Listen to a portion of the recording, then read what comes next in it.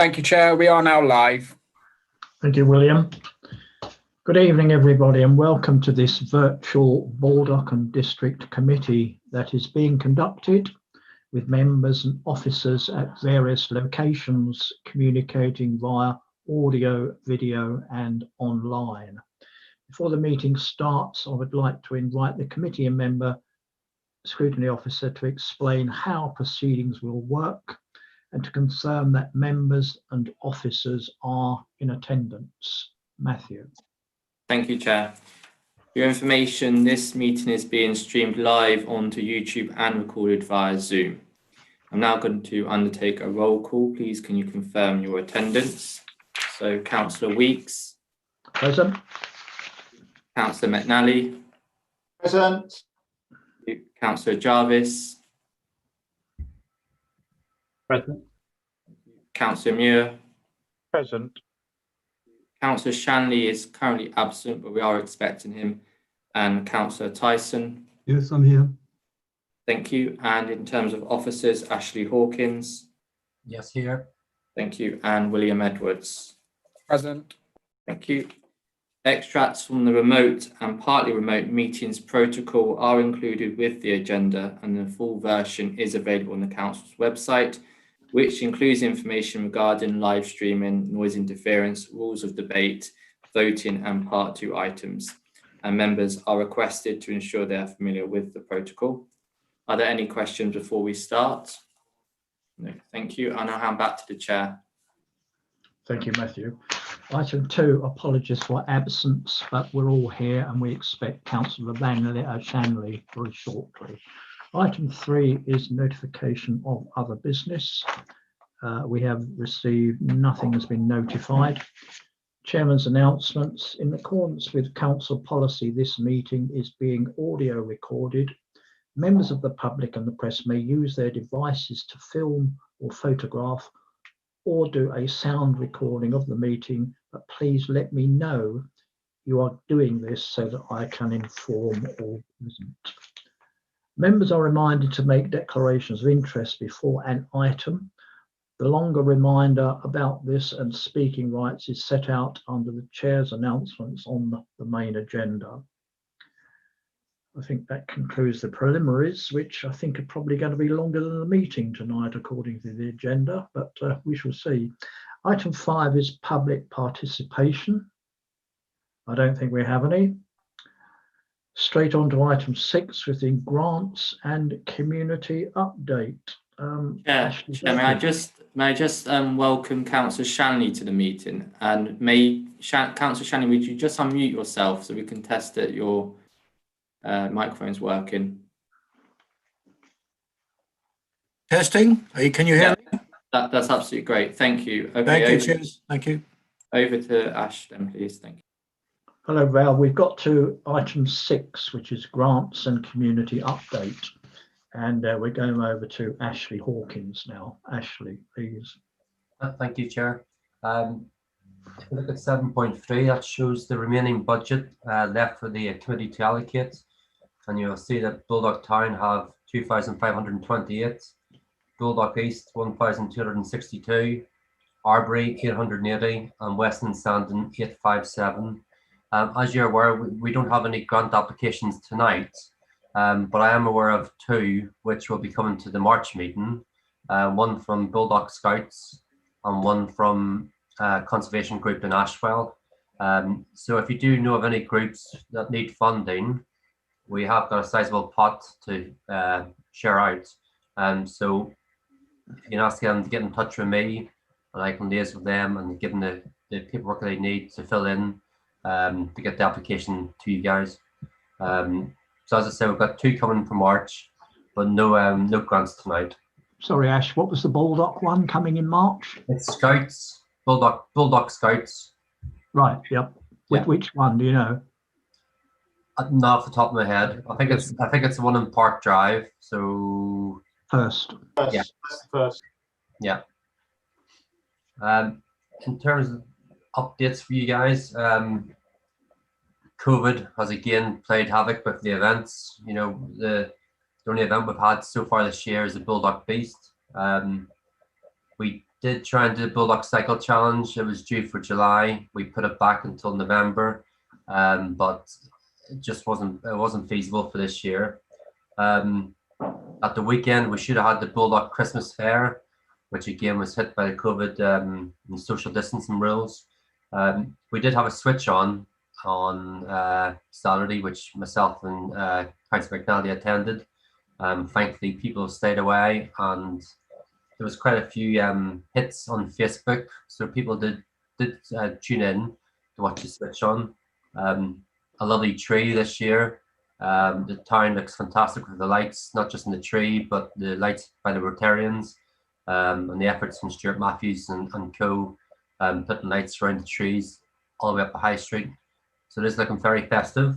Something the Baldock Events Forum are doing is we're going to do a best dressed Christmas window. Myself and Claire Murphy went round the town on Friday to hand out flyers to see what interest we can get. So hopefully that'll bring a little bit more Christmas feel to the town, and the businesses will embrace it. You know, it will work for them, because if they get involved in this, it's going to attract people to their shop fronts, and attract them to the shop fronts, so if they go into the shops and make some purchases. So that's Baldock Christmas, really. 8.13 Baldock Beast Half Marathon is. Can I just interject with Baldock Christmas? The events forum's also running a virtual Christmas fair, and so if you go to the event forum website, then a lot of small local businesses are advertising there on their website, so that people can buy virtually from their stalls, etc. And we're trying to support local businesses that way. That's in lieu of an actual Christmas. Okay. Carry on, Ashley. Sorry about that. Thanks, Jim. 8.13 Baldock Beast will be back, all being well, on the 20th of February 2021. This will be the 10th year of the event. Richard Harvin's going to be the race director, with support from myself and the rest of the Baldock Events Forum. It's going to be run slightly differently this year, next year, due to COVID and social distancing. So it's going to likely be started in waves of 50 runners, with a gap of maybe 5 to 10 minutes between each 50. So if we get 400 runners, it's going to take a while to get all the runners off and all the runners back. But fingers crossed, everything crossed, that event can take place. I do believe, Jim, that entries are open for this year's event. Yes, I believe they are open for this year's events now, and we're hoping for a reasonable take up, but obviously it may be that we have to actually operate a guillotine in order to ensure safety and social distancing. That's something that we are looking at now. 8.15, I'm liaising with Ted Ellis from the Baldock Arts and Heritage Centre, allocating them the funds from the Phase 2 funding that was given to them as part of their lease arrangements with NHDC. So Ted's keeping me busy with quite a few invoices coming through on a weekly basis, shall I say, for decorating parts of the outside, parts of the inside, extractor fans, all sorts. So I believe they've got until 2023 to finish Phase 2, and that will be the end of the funding from the NHDC lease arrangement. 8.16, this was on behalf of North Hearts CVS. I got involved and I contacted local community groups in Baldock and also in Royston, and was able to deliver some hand sanitizer for all those groups. So you see the list there. We're giving it to some Scout groups, Community Centre, Baldock Arts and Heritage Centre, Baldock Events Forum for use in the market, Baldock Food Bank, Ashwell Pantry, Sandon Support Group. So they've all got plenty of sanitizer to keep them going over the winter months. 8.17, this is an interesting one. I've been working with Tracy. As the committee knows, the committee give funding for the minibus. This goes back to, I believe, 2016 when the funding was allocated. The minibus has now been purchased, which is brilliant news. It's been fitted with a screen, which makes it COVID friendly. The problem they now have is they haven't got money in the pots to pay for the insurance or taxing of the vehicle. Reason for this is that if the group had been meeting from March, all the groups, they pay their subs, and that money was going to be used to pay for the taxing and insurance of the vehicle. But because the groups haven't been meeting, there's been no money coming in. So we've now got a minibus which can't actually operate. I spoke to Tracy last week, and I believe they paid the insurance for the vehicle, but they still haven't got the money for the tax. So I'm working with her to do an application to the COVID-19 support fund, because if they don't get the vehicle on the roads, then the groups can't start up again, and you're going to have a lot of elderly residents, health and well-being being affected. Michael, and I don't know if it can come Steve as well, but do you have any funding left in your locality budgets, or? I have very little, only a few £100s. I'll have to check on the exact amount. Yeah, just in case they don't meet the criteria for the COVID-19 support fund, which I think they will, but if they don't, or if there's a shortfall, they may need funding from elsewhere. Yeah. How much funding are they looking for? I'm not sure. I was trying to look on my phone. It may have been a figure of £400. I need to check. But the insurance is a big one, which I believe they've now covered. It's just a tax now, and they've eaten into reserves, paying for other things, so they haven't got the money to pay for the actual tax of the vehicle. Right. But again, Steve, I'll check outside of this meeting and come back to both you and Michael to see if you can contribute anything if necessary. Yep. And that's all my updates, folks. If You- anyone did has you any want to say questions, or Did you want to say anything about the chairman's awards? I know you Yes. put an email around today, Ash. yeah, the Chairman's Awards, they're open now for nominations.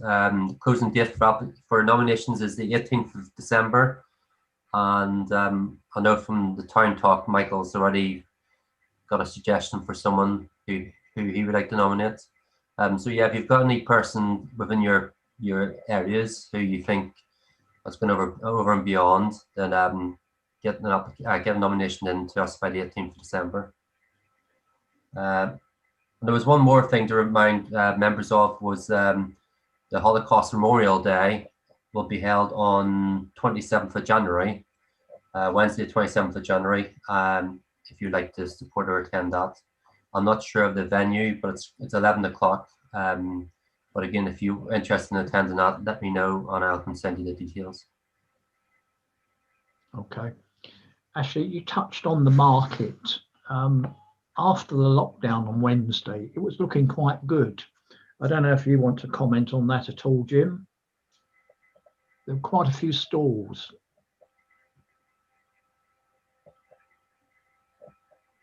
Jim there? Yeah, it's all right, Michael. Mike, I was just trying to unmute myself. As far as the market's concerned, it has grown fairly substantially, and we're talking about comparisons as compared with last year. We're now getting around about a dozen or so stalls every single week, and now that we're moving into winter, that is really, really good, because normally we would expect the stalls numbers to diminish down to the 2s and 3s. when the weather starts getting bad. But I think the stall holders are accepting that the market is a good way of raising revenue and gaining income for them in these lean times.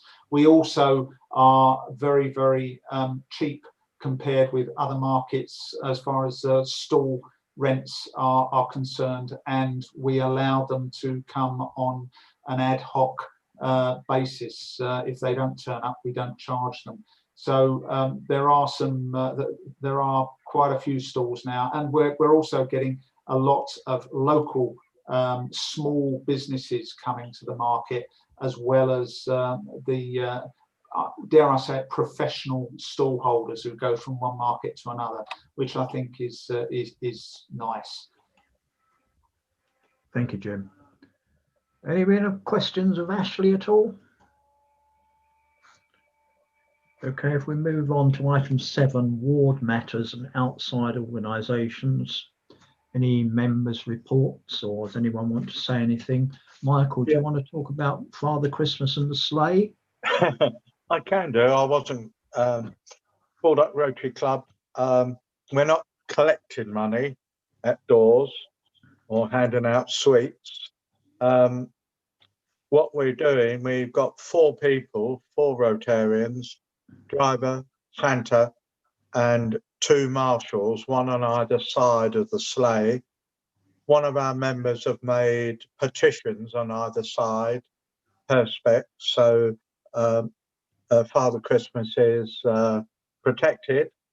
The marshals will stop anybody crossing the road to see Santa or trying to get onto the sleigh when it's on that side of the road. We normally raise £6,500 at Christmas around the town and at the supermarket in Letchworth, Sainsbury's and Tesco's.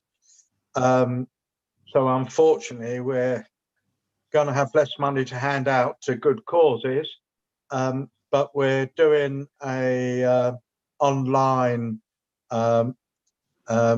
collection, and we've so far just raised over £1,000, and a member or resident in Baldock has actually given £750 to the fund as well. So it's going along very, very nicely. The amount of comments we've received of still carrying on with the sleigh so that the youngsters can see Santa has actually been fantastic. And the amount of people that have also said about us putting up when I say us, I'm a Baldock Rotarian as well, putting up the Christmas lights, it's well appreciated.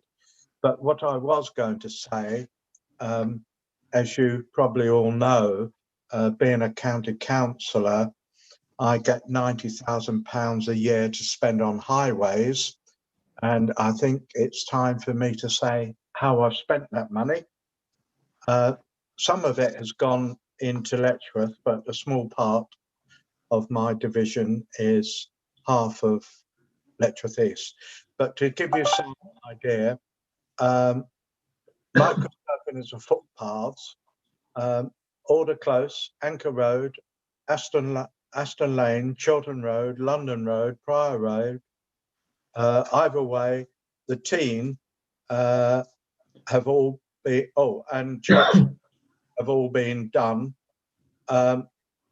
We've also got Jackson Street, Park Drive are to be programmed still up to April 21. We've got carriageway resurfacing in Park Drive and South Close. They're still to be programmed. Grosvenor Road has been done.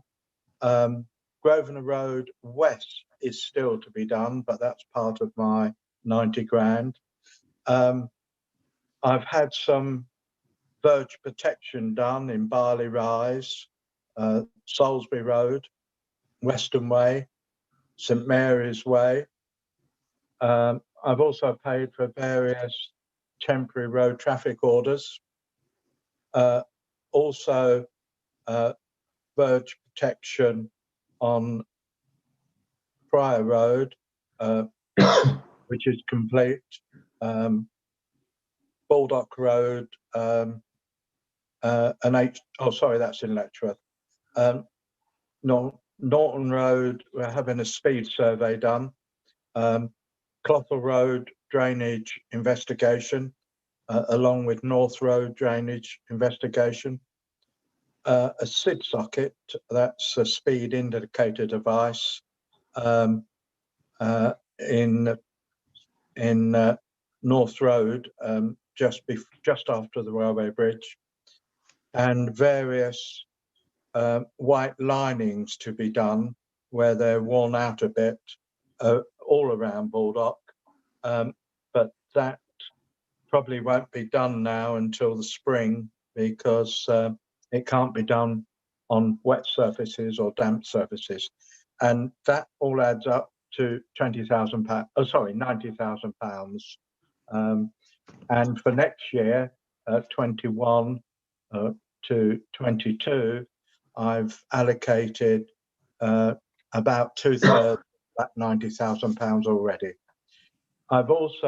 We have at county level an integrated works programme for road resurfacing, and last year and the year before, I put down other areas of Baldock carriageways to be resurfaced, and I'm very lucky, I think, to get most of those done into next year, which is over and above the 90 grand that I can personally spend. That's the update. Thank you. So your next tranche of money won't be until the end of March, Michael? No, it's all been committed, but those things have got up to April to be done, and there's and there's about half a dozen other things still to be done. Okay. If any Baldock members, I keep my eyes open when I walk around the town and drive around the town. But if you see something that you think that needs attention, please let me know. Okay, thank you. Can I just take you back to Rotary and Father Christmas? Yeah. Is the collection facility on the Facebook Baldock sites? No, it's on one of the giving pages. I didn't have anything to do with that, but I can find out and let you know which giving page it's on. I mean, that's the way to get it to the attention of the public, isn't it? Put it on Facebook. Yeah. I'll have a word with a Rotarian that's taken on Facebook in the last couple of weeks, and he's started doing posts. So I'll have a word with him, Mike. If not, we can help you do that, because we've 2 sites in Baldock, haven't we? No, I think there's 4 now. Or whatever, but yeah. Okay. Yeah, there's some weird ones as well, with want of a better description. But I think there's 3 basic ones and 2 weird ones. Yeah. Jim, did you want to talk about BEF at all, apart from anything else that hasn't been covered by Ash? Or I think Ash covered the events forum pretty well. Just as far as donations are concerned, the event forum does operate on Facebook, and if you do want to get any publicity promotion for anything happening within Baldock, then please contact the Baldock Events Forum, and we will promote it. The other thing that I just wanted to raise very, very quickly was before this meeting, I think most of the members of this meeting received an email from a constituent regarding parking on zigzag lines of a pedestrian crossing. What I did want to say, I'm not going to go into detail because I think it's premature to do that. But what I did want to say is that the driver of the vehicle seemed to indicate that they thought it was perfectly okay to park on a zigzag line because they had a child in the car. What I'd like to say quite clearly is that it's not okay to park on a zigzag line that's linked to a zebra crossing at any time. They're there for safety, and they're to allow pedestrians, motorists to see pedestrians use that crossing. If you do park on a zigzag line at any time, then you can be liable to quite a serious fine and points on your license. So I'd like to just scotch that thought in anybody's mind that they have any excuse for parking on pedestrian crossing zigzag lines. That's all. Okay, thank you, Jim. Steve, did you have anything to say from your neck of the woods? I didn't say from my neck of the woods. Well, I mean, I can give you a long list of highway schemes, but I'm sure you can. although of course some of them are outside the committed area. I'm in the largest thing, the 20 mile an hour in Ashwell and some work in West End in Ashwell.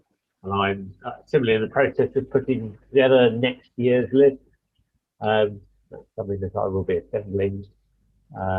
There's also quite a lot of the rural areas scheduled to be surface stressed next year. So a significant number of roads in the western and Sandon area, rather fewer in Ashwell, are planned to be surface stressed next year. So that will create lots of short-term excess stones that should, once it's all cleared away, should put those roads in reasonable condition for a while at least. There have been a spate of instances of flooding, mainly in the summer when we had very heavy rain, but occasionally since I think it's clear that heavier rain that we seem to be getting more frequently taxes some of the highway drainage capabilities, and was not helped by the fact that for a while in the spring they stopped cleaning gullies, and particularly stopped cleaning those which you usually clean more frequently because they're in areas of particularly susceptible to flooding. So there are some ongoing issues, I think, as a result of that, and there's a few places where the county council's flood risk management people are investigating ongoing problems that perhaps go beyond block gullies and things of that sort. Okay, thank you. Tom, anything to report from your neck?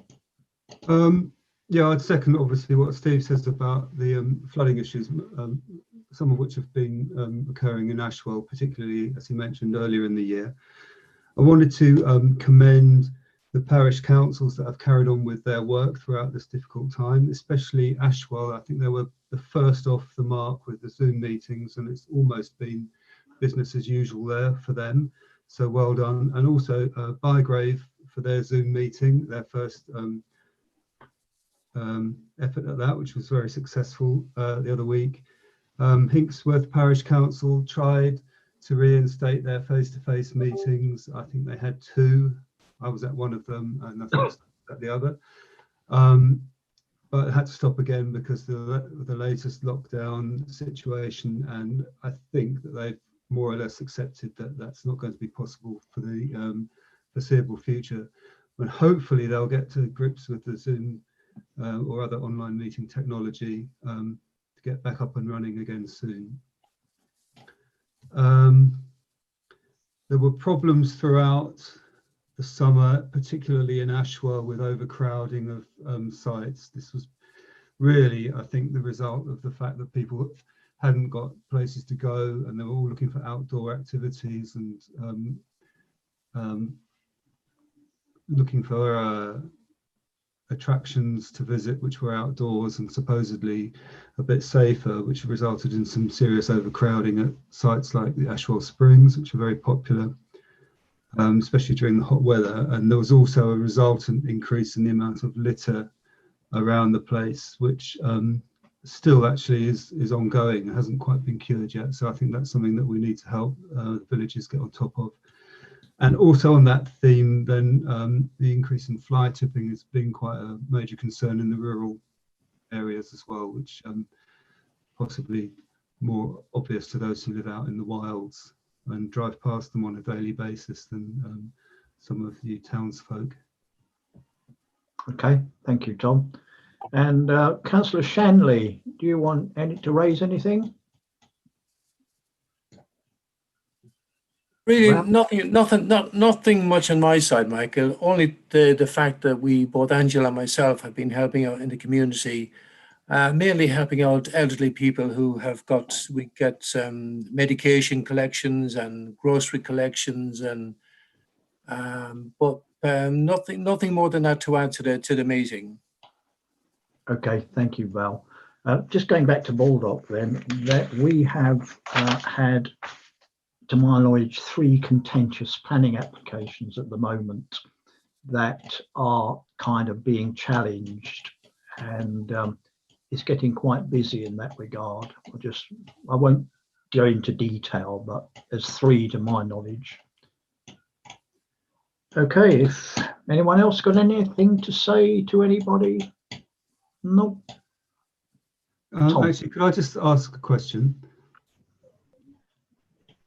I wanted to just say about the town talk, and there seems to be, I mean, obviously it was a bit of a flop this evening, but there seems to be an effort to kind of broaden the horizons there, and hopefully include more people from the villages around Baldock. But at the moment, I think that they're finding it a bit off-putting to just the naming of it as the Baldock Town Talk. If it's just for people from Baldock, then that's fine. But if we want to be more inclusive, I think we might have to consider changing the name to make it sound like that, because I think that's right, Tom, really. Sorry? I think I agree with you there. If we're going to have a town talk and include the villages, Ashwell and Weston, then perhaps we should change it to not just Baldock Town Talk, although we do just call it the Town Talk, don't we? But we could think about changing it to something else. The parish clerk at Ashwell sent out an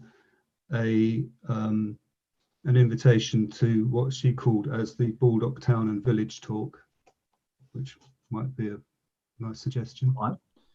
But with regard to actually advertising it or promulgating it, Ashley did put some things around, didn't you, this time, Ashley, to the villages? Yes, Chair, and as Tom has said, Jane Porter from Ashwell did send out an invitation to all on her mailing list. But yeah, I agree, changing the name to Baldock and Villages or something similar would work. But yeah, Tom, I'll look at kicking the name around. Yeah, we'll come back to you. Okay. Right. Okay, thank you. Michael? Yes, Ashley gave me 70 posters because I've always been putting up the posters for our Baldock area committee. Unfortunately, most of the shops were closed. I delivered them over a week ago and put them through all the letterbox, their front doors. When the shops opened, I went round and looked, and there was only about 6 I could find up, whereas normally we have about 50 put up in shop windows. So that could be another reason why we didn't have anybody from Baldock coming on to the town talk. But could I suggest it could be the Baldock area committee talk, soon talk or whatever? Yeah, we'll kick it around. I'll come up with suggestions and pass it round. Yeah, fine. Okay, thank you, Michael. Well, if there's nothing else, the next meeting is on the 22nd of March 2021. So in the meanwhile, No one else has got anything to say. Wish you all a Merry Christmas and a Happy New Year, and stay safe. Yeah. With that, I close the meeting. Bye, everybody. Yeah. Right. Right. Bye. Bye.